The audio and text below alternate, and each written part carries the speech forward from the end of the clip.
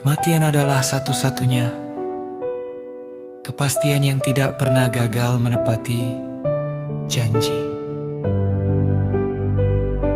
Ia tidak mengenal usia, tidak memandang jabatan, tidak peduli sehat atau sakit.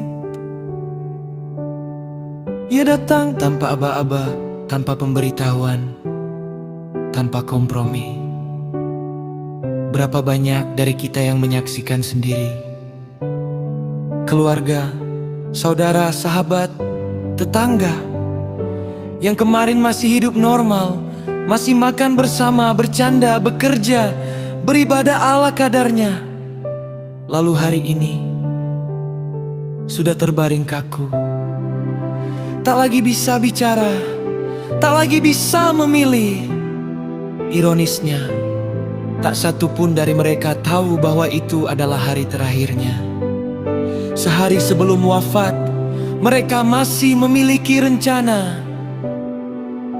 Besok mau ke sini, nanti kalau sudah sempat, insya Allah kalau ada waktu.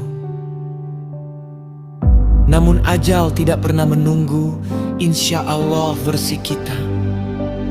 Ia datang tepat pada waktu yang telah Allah tetapkan, dan saat ruh berpisah dari raga, yang tersisa bukan lagi harta, bukan jabatan, bukan popularitas, bukan pula pujian manusia. Yang tersisa hanyalah iman, amal, dan penyesalan yang tak lagi berguna.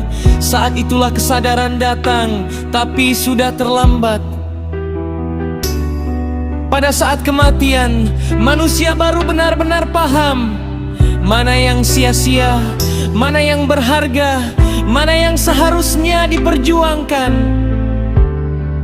Namun sayangnya, kesadaran itu datang setelah pintu amal ditutup.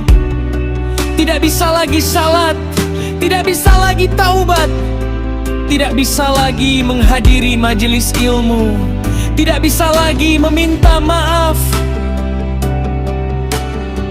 tidak bisa lagi memperbaiki diri. Yang ada hanyalah penantian panjang menuju hisab.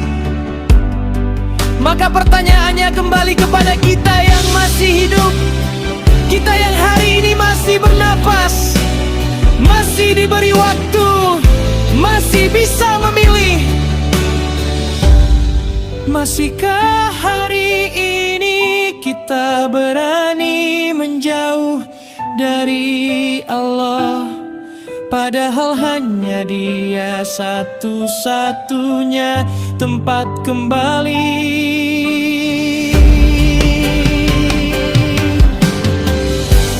Masihkah hari ini kita merasa tidak butuh Rasulullah SAW, padahal hanya dengan mengikuti sunnahnya hidup menjadi selamat. Masihkah hari ini kita merasa malas duduk di majelis ilmu, padahal ilmu adalah cahaya yang menuntun langkah saat gelap? Masihkah hari ini kita menunda taubat dengan keyakinan palsu bahwa nanti masih sempat, padahal tidak ada satupun jaminan kita hidup sampai esok hari? Kematian itu netral, tapi kondisi kita saat mati menentukan segalanya.